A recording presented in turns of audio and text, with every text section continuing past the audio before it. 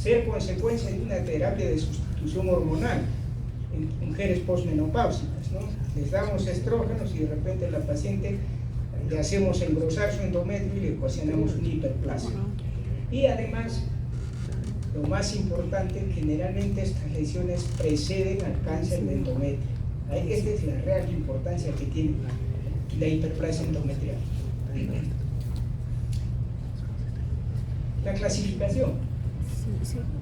Ha habido infinidad de clasificaciones. No nos hemos puesto de acuerdo por muchos años, no hemos podido ponernos de acuerdo. Así que ha venido la Organización Mundial de la Salud y ha dicho, esta va a ser la clasificación, va a ser estructural, o sea, lo que les decía, ¿no? La arquitectura del endometrio, la citología, o sea, cómo están las células, y la evolución al cáncer.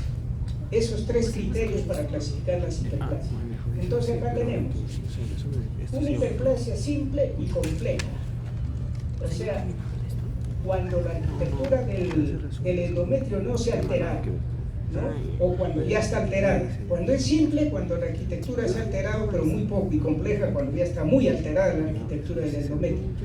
Por las células, por las características celulares, puede ser sin atipia o adenomatosa también sin atipia. Fíjense, la simple quística, el progreso a cáncer es del 1% y la otra del 3%, o sea, muy baja posibilidad de ir a cáncer. Cuando ya se alteran las células, o sea, cuando estamos frente a atipia, acá ya puede ser una simple quística con atipia, fíjense, el riesgo aumenta, pero la que más riesgo tiene es la hiperplasia compleja con atipia, ¿no? Por eso se llama neoplasia intraepitelial endometrial. Tiene el 29% de probabilidades de irse a cáncer. O sea, tener en cuenta cuando ustedes hagan una biopsia, que les hagan una clasificación para tomar la decisión adecuada. Bueno, por arquitectura ya hemos visto que puede ser simple y compleja, ¿no es cierto? La simple, las glándulas están dilatadas o quísticas, de formas redondeadas, etc. En la compleja, las glándulas están con repliegues, tienen invaginaciones y lo más importante es que están apiñadas, están muy juntas, hay muchas glándulas que se juntan. Acá tenemos, por ejemplo, una hiperplasia, un endometrio proliferativo normal, o sea, un endometrio que se presenta en la primera fase del ciclo, los primeros 14 días. Vemos que siempre predomina el estroma, ¿no? Las glándulas no predominan. La relación estroma-glándula, predominio de estroma. Eso ocurre en un endometrio proliferativo normal. Pero luego vemos una hiperplasia en la segunda imagen. Fíjense la cantidad de glándulas que aparecen y el estroma ya está disminuyendo, ¿no? Entonces, ahí tenemos cómo va evolucionando, igual acá, y finalmente en la última lámina tenemos una hiperplasia compleja con atipia. Fíjense la cantidad de glándulas con células atípicas. Esto tiene 29% de posibilidades de ir a cáncer de endometrio. Muy bien. Factores de riesgo, creo que ya está de más decirlo, ¿no? Todos los factores que ocasionan hiperestrogenismo crónico. ¿Cuáles son? Edad mayor de 45 años en aquellas mujeres que han tenido hiperestrogenismo crónico. Peso, más de 90 kilos. O sea, un índice de masa corporal con obesidad, ¿no? La infertilidad, historia familiar de cáncer de colon, la nulliparidad, el síndrome de ovario poliquística, etcétera, etcétera.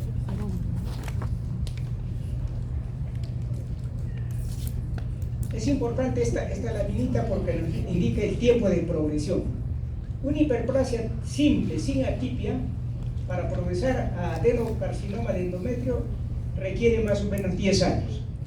O sea, tranquilos, podemos tratar esta patología.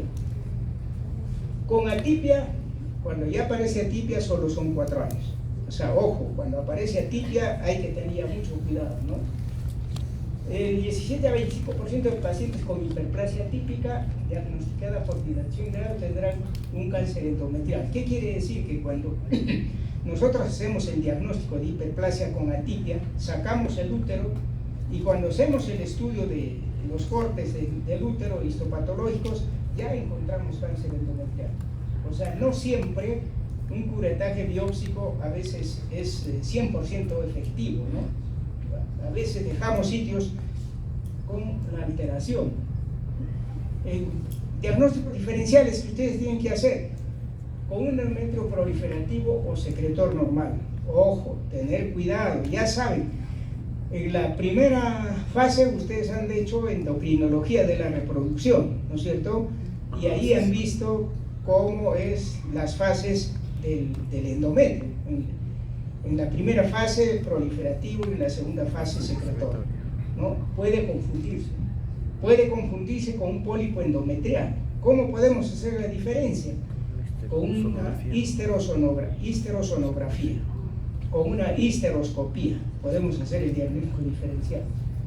Atrofia senil quística en ancianas, en mujeres ancianas, el endometrio está muy adelgazado, pero parecen quistecitos sangrantes, ¿no? Y el adenocarcinoma grado 1, ¿no?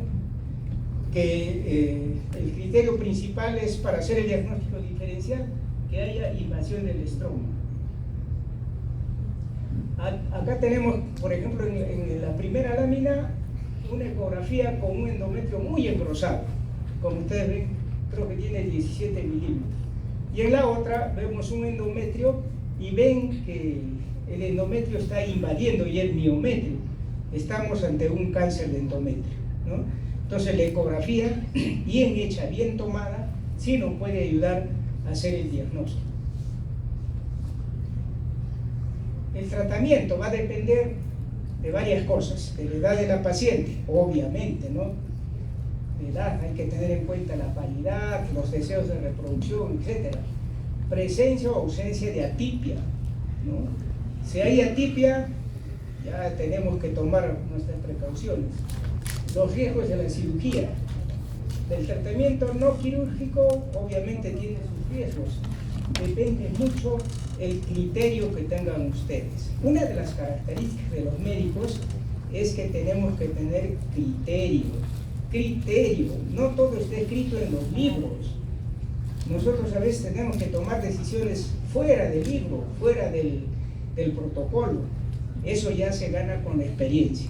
Y como ustedes ya están ganando mucha experiencia, pues ya están capacitados para hacer esto, ¿no? Muy bien. ¿Qué hacemos con una hiperplasia endometrial no atípica en mujeres premenopáusicas? Tratamiento de 3 a 6 meses con progestinas. ¿Qué progestinas? El acetato de medroxiprogesterona, 10 a 20 miligramos, 12 a 14 días de cada mes. El acetato de medroxiprogesterona es la inyección de 3 meses que se usa como anticonceptivo, ¿no? Eso ustedes pueden colocarle cada 3 meses a la paciente. O pueden usar anticonceptivos hormonales combinados, pero por poco tiempo. No pasar de 3 años, por favor. Yo digo, este tratamiento no debe ser mayor a 3 o 6 meses, ¿no? Luego podemos poner este dispositivo intrauterino con progesterona, con levonorgestrel. Existe en nuestro medio, ya está en el arsenal de los métodos de planificación familiar. Que ustedes vayan a hacer serum, porque ustedes van a irse a hacer serum a los centros de salud, ahí van a tener este DIU. ¿Qué más podemos hacer? Podemos poner también el implante, es también de progestágeno. Bien, controles. Si sale negativo, tratamiento hasta la menopausia. Si hay nueva hemorragia, hacemos una biopsia.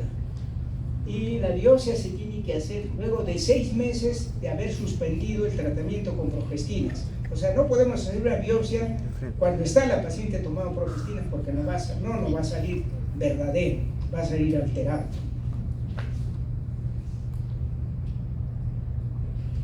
En mujeres posmenopáusicas que tienen una hiperplasia no atípica. Acá, igual, acetato de medroxiprogesterona cíclica, 2.5 miligramos por día. Tenemos que así asegurarnos de una buena biopsia endometrial. ¿Y cómo hacemos la biopsia endometrial? Con un curetaje biópsico. Dilatación picuretaje de toda la cavidad, sacar todo el endometrio para evaluar, ¿no? Entonces, si tenemos una hiperplasia compleja sin atipia, damos progestinas por largo tiempo y cada año se hace biopsia para estar seguros de que no está avanzando la alteración.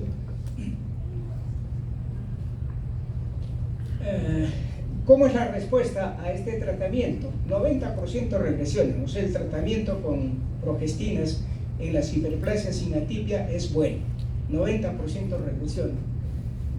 En las que persisten, y ahí damos progestinas, acetato de hidroxiprogesterona, pero en dosis altas, 40 a 100 miligramos por día, ¿no? O podemos usar acetato de normogestrol, 160 miligramos por día. Y siempre hacer biopsias de control. Si después de un año, año y medio, no cede, no queda otra cosa que sacar el útero, ¿no? Hacer histerectomía total. En la hiperplasia endometrial atípica, aquí la indicación es histerectomía, no importa la edad de la paciente, salvo que la paciente esté en la premenopausia y desea tener hijos. Ni modo, tenemos que hacerle caso a la mujer, ¿no? Si quiere tener hijos, tenemos que asistir, ¿no? En este caso damos progestinas en altas dosis, ¿no? Y una biopsia, acá están poniendo cada 3 meses, pero me parece exagerado, ¿no? Que hagamos una biopsia cada 6 meses es suficiente, ¿no? Y si vamos a sacar el útero, tenemos que hacer lavado peritoneal, congelar el útero para ver hasta qué punto ha llegado la alteración. Eso sería todo en cuanto a hiperplasia endometrial. Como ustedes ven, es una patología relativamente frecuente porque muchas pacientes tienen hiperestrogenismo crónico, sobre todo aquellas mujeres que nunca se han embarazado, que no tienen hijos, ¿no? Ahora, algunas palabras sobre el cáncer de endometrio. Felizmente, el cáncer de endometrio es la neoplasia más frecuente en países desarrollados. En nuestro país es poco frecuente. ¿Qué va a haber cáncer nosotros si a las justas comemos? Este cáncer es de la gente que come muchas grasas, muchas carnes, mucha comida chatarra, que he visto que a ustedes les gusta, ¿no? La comida chatarra, cómo les encanta la comida chatarra a los jóvenes, caray. Hay que tratar de evitar esa comida, ¿no? La edad promedio, como ustedes ven, son en mujeres posmenopáusicas, ¿no? El cáncer de endometrio es de mujeres posmenopáusicas, pero hay un pequeño porcentaje que se presentan en perimenopáusicas, ¿no? El 5%, fíjense, en mujeres menores de 40 años. O sea, esto ya depende de síndromes. Hay mujeres que tienen síndromes para cáncer de ovario, mama, colon, como vamos a ver posteriormente. Para factores de riesgo, ahí tienen la gran relación de factores. En rojo están los más importantes, ¿no? ¿Y cuál es el factor más importante? Creo que lo hemos marcado, es la hiperplasia endometrial atípica. Hemos visto que el 29%, ¿no?, de estas mujeres que tienen hiperplasia atípica tienen riesgo de ir a cáncer de endometrio. ¿Cuál es el otro que tiene mayor importancia? Estrógenos prolongados sin oposición en la menopausia. Ustedes, por favor, nunca traten a una mujer posmenopáusica con estrógenos solos. Eso ya está totalmente proscrito. Siempre hay que dar estrógeno, progesterona. La progesterona se opone al estrógeno, ¿no? Es el yin y el yang, como en toda la vida. Todo lo que hay en la naturaleza es yin y yang. El que acelera, el que detiene, el renegón, el paciente, el que odia, el que quiere, etcétera, etcétera. Esa es la vida, ¿no? En la naturaleza se repite todo. ¿Qué más? La obesidad. Hay que combatir la obesidad. Pues a veces nosotros vemos una mujer gordita y bueno, pues me acuerdo que mi suegra decía que la gordura es salud. O sea, que bien está alimentado. O sea, yo decía, esta señora quiere matarme, un joven, no quería engordarme. Pero no es cierto, pues la gordura es enfermedad, ¿no? Entonces, 20.000 patologías por obesidad. Una de ellas es esta, ¿no? El cáncer de endometrio. ¿Por qué? Porque en la obesidad hay hiperestrogenismo. No se olviden que el adipocito ya no es una simple grasa. El adipocito produce una serie de hormonas, una serie de sustancias que van a alterar inclusive la fertilidad y van a ser consecuencia de hiperestrogenismo, porque son capaces de transformar el colesterol en estrona, y la estrona luego se transforma en estradiol. Entonces, esa es la razón. Bien, esos son los factores de riesgo que tenemos ahí. Acá en el riesgo, este es un estudio hecho en Estados Unidos, con millones de pacientes han visto que el uso prolongado de estrógenos en la menopausia es la primera causa para ellos, ¿no? Y otras causas más, como ven ahí, que hay que tomarlas en cuenta, ¿no? La resistencia, residir en Estados Unidos, dosis acumulativas de tamoxifeno, síndrome de ovario poliquístico, etcétera, etcétera, ¿no? Y los factores protectores, también hay factores protectores, ¿no? El tabaco, porque parece relacionado con el metabolismo de esteroides sexuales. El tabaco impide la absorción de los estrógenos, el efecto de los estrógenos. Pero repito, por favor, no vayan a decir que el suscrito ha dicho que hay que darle que fume a la mujer para evitar el cáncer de endometrio. No, por favor. Evaluamos riesgo-beneficio. Sabemos que protege, pero sabemos que el riesgo es mucho mayor al beneficio que va a causar, ¿no? Entonces, por favor. Además, el uso de anticonceptivos orales combinados, pero por poco tiempo. Como ustedes ven, el riesgo aproximado del 50% y dura más de 20 años después del uso.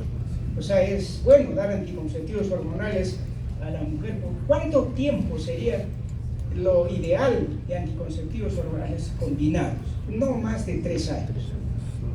En los libros van a decir van a haber 5 años, pero yo no estoy de acuerdo. 3 años para que ustedes estén tranquilos con su conciencia y no vayan a pensar que después, por culpa de ustedes, la paciente ha hecho una neoplasia. Esta es la clasificación histológica de la Organización Mundial de la Salud para el carcinoma endometrial. Como ustedes ven, el adenocarcinoma endometrioide es aquel cáncer que se produce en el endometrio y el que depende de estrógenos y progesterona. El 75% de los casos es este tipo de neoplasia, es el cáncer que ustedes van a ver casi siempre, ¿no? Y tiene sus variantes, ¿no? La variante con diferenciación epidermoide, vello glandular, secretora y de células ciliares. Luego viene el carcinoma mucinoso, que es el 1 a 2%, que hay que diferenciarlo del adenocarcinoma de cuello uterino. Es muy similar al adenocarcinoma de cuello. El carcinoma seroso, 5 a 10%, o el seroso papilar, que es similar al cáncer de ovario, como han visto en la clase anterior. El carcinoma de células claras es menos del 5%, similar al de ovario, cuello uterino y vagina. Fíjense que hay que hacer el diagnóstico diferencial. Bueno, el carcinoma de células mixtas, el epidermoide, células pequeñas, indiferenciado y muchos otros más. El más importante entonces es el adenocarcinoma endometrioide, ¿no? Y el carcinoma de células claras, que es el más agresivo, ¿no? El más agresivo.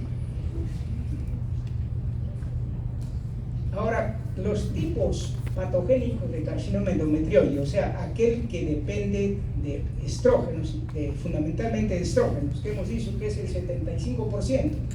Solo tenemos 2 tipos, el adenocarcinoma tipo endometrioide tipo 1 y el tipo 2. ¿Cuál es la diferencia? El tipo 1 involucra más o menos el 75% de todos los casos, es el más frecuente, felizmente, y es el más benigno, ¿no? Se presenta en mujeres perimenopáusicas jóvenes con antecedentes de exposición a estrógenos, ya sea exógenos o endógenos, o sea, que recibió estrógenos o que, por ejemplo, es obesa, que tiene ovario poliquístico, que no se embarazó nunca, etcétera, etcétera, ¿no? Son de grado bajo y provienen de la hiperplasia endometrial atípica. Estos son los que provienen de. En cambio, el adenocarcinoma endometrioide tipo 2 tiene rasgos histológicos similares a los serosos y al de células claras. En este caso no hay una lesión precursora. En el caso 1 sí teníamos la hiperplasia endometrial. Acá no hay lesión precursora, ¿no? Y se presenta en mujeres menopáusicas, posmenopáusicas, ancianas, viejitas, flaquitas, fundamentalmente, ¿no? Son menos diferenciados y surgen del útero y endometrio atrófico, y por lo tanto son muy agresivos. Pero felizmente se presentan en mujeres de ya mayor edad, ¿no?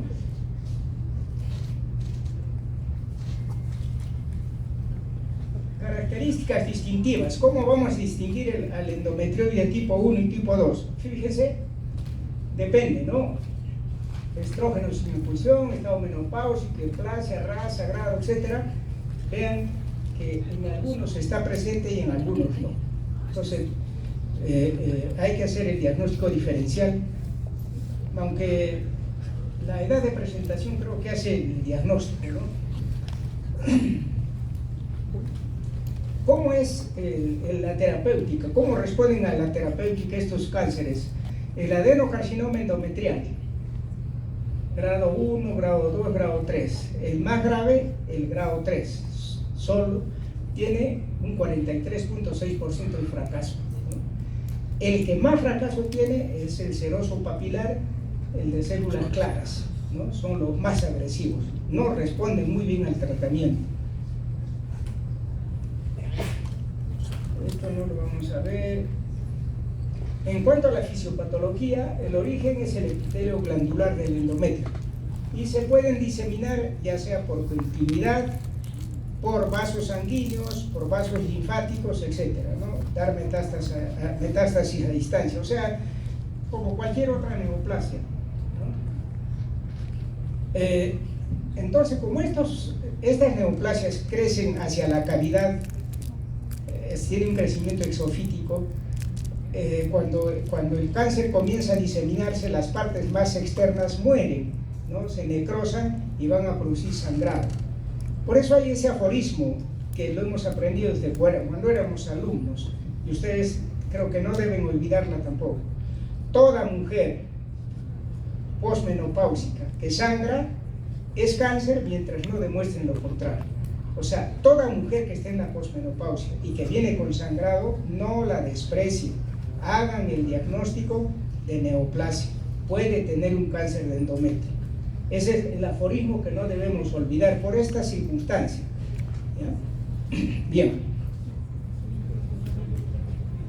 El diagnóstico, como ustedes saben, la regla de oro para diagnóstico es la biopsia, el estudio histopatológico, ¿no? Acá hay que hacer un curetaje biópsico bien hecho, con dilatación, mandar al patólogo, y el patólogo hará el estudio histopatológico y nos hará el diagnóstico correspondiente.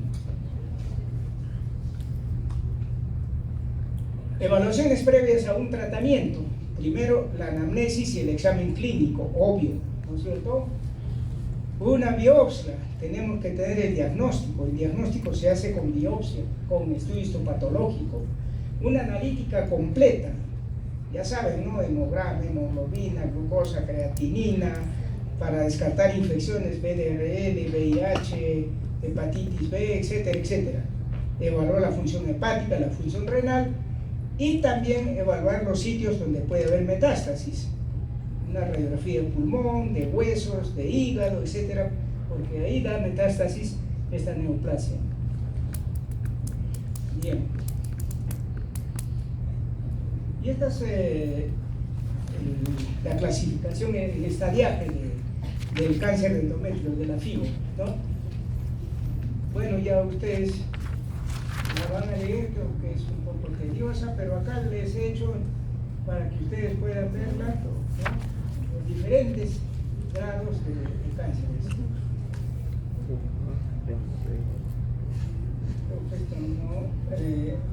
Los criterios para el pronóstico, estos son los más importantes. La edad en que se hace la cirugía, o sea, la edad avanzada, y el tipo histológico, ¿no? Especialmente cuando estamos frente a un adenoma de células claras, que es el más grave. tratamiento. Entonces,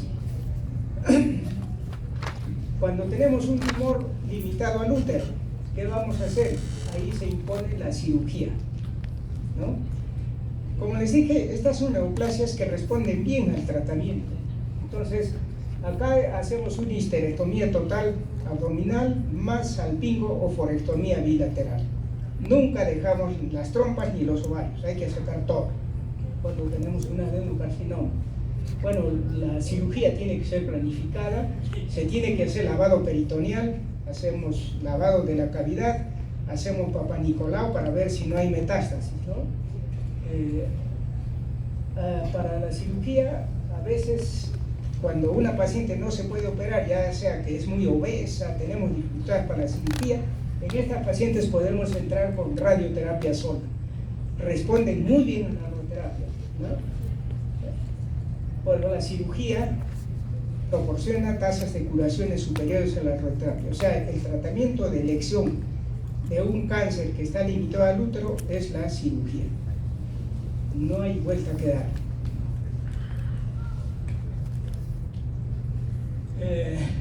En una enfermedad inicial, entonces puede haber tratamiento coadyuvante. ¿Qué quiere decir un tratamiento coadyuvante?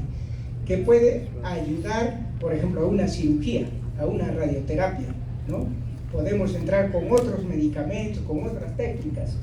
Entonces, depende de los resultados de la estratificación quirúrgica. Por ejemplo, la radioterapia puede ser en el preoperatorio. En ese caso, cuando damos radioterapia antes de la operación, se llama terapia terapia adyuvante. Y si la damos después de la cirugía, terapia neoadyuvante. Eso lo manejan bien los ginecólogos, ¿no? Entonces, también puede haber tratamiento hormonal. Depende, por ejemplo, los antiestrógenos, ¿no? Tamoxifeno, etc. Y la quimioterapia también está de moda hoy día. En la prevención, ¿qué es lo más importante? ¿Qué hacemos con la prevención? Nosotros debemos ser médicos más preventivos que curativos. Pero acá dicen que no hay sitio para mujeres de mediano y alto riesgo. Pues ¿será verdad? Yo creo que no. Porque si ustedes tienen una paciente que tiene familiares directos que han tenido cáncer de ovario, cáncer de mama, cáncer de colon, cáncer de recto, etc., esas pacientes tienen riesgo para cáncer de endometrio. Entonces habrá que estar vigilándolas con ecografía para ir viendo el grosor del endometrio, especialmente cuando pasan de los 35 años, ¿no? Si tenemos un endometrio engrosado, porque un endometrio normal está entre 5 y 7 milímetros, ¿no? Si ya tienen un endometrio de 15, 17, 20 milímetros, amerita ya hacer un estudio, ¿no? Y este es por eso les decía, tienen que tener cuidado cuando estas pacientes tienen antecedentes familiares del síndrome de Lynch, que involucra un cáncer de colon, endometrio, intestino delgado, pelvis renal, uréter y ovario, entre otros tipos de neoplasia. Creo que eso es todo, jóvenes, ya no nos cansemos más.